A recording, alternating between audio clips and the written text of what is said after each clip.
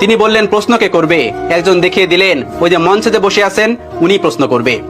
চেয়ারে বসে থাকা ওই লোকটিকে আবু হানিফা রাহমাতুল্লাহ আলাইহি বললেন, তুমি যখন আমাকে প্রশ্ন করবে তখন তুমি আমার ছাত্র, আমি তোমার শিক্ষক, তাহলে আগে তুমি আমাকে ওই চেয়ারে বসতে দাও, আর তুমি নিচে দাঁড়িয়ে আমাকে প্রশ্ন করবে। উদ্ভট হলেও এটি তারা মেনে নিয়েছিল। আবু হানিফা রাহমাতুল্লাহ আলাইহি চেয়ারে গিয়ে বসলেন এবং ওই নাস্তিকটি নিচে এসে প্রশ্ন করলো। প্রথম প্রশ্নটি ছিল এরকম যে আল্লাহ তাআলা এখন কি করছেন? আবু হানিফা রাহমাতুল্লাহ আলাইহি তীক্ষ্ণ বুদ্ধি সম্পন্ন একজন মানুষ ছিলেন।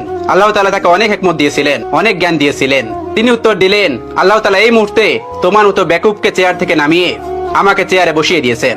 এটি ছিল 1 নম্বর প্রশ্নের উত্তর। সবাই অবাক হয়েছিল। এই উত্তর খণ্ডানোর মতন উত্তর তাদের কাছে ছিল না, তাই তারা এটি মেনে নিতে বাধ্য হয়েছিল। এবার তিনি বলেছিলেন, এবার তোমার দ্বিতীয় প্রশ্নটি করো। দ্বিতীয় প্রশ্নটি করলো, আল্লাহ তাআলা একা এই পুরো পৃথিবীকে কিভাবে পরিচালনা করে? একা তিনি পুরো পৃথিবীকে কিভাবে দেখেন? তিনি তাদেরকে 4 কোণাওয়ালা একটা ঘরে নিয়ে গেলেন এবং সেই ঘরে একটা বাতি জ্বালালেন, একটা মোমবাতি। এবার তিনি বললেন, এবার বলো এই আলোর মুখ কোন দিকে, এই আলোর চোখ কোন দিকে? তারা কোনো উত্তর দিতে পারলো না। তারা বলল, এই আলো তো ছড়িয়ে পড়েছে। তিনি তাদেরকে বললেন, আল্লাহ তাআলা নূরের তাজাল্লির মাধ্যমে গোটা পৃথিবীতে এভাবে ছড়িয়ে রেখেছেন এবং তিনি সবকিছু দেখতে পান এই নূরের মাধ্যমে।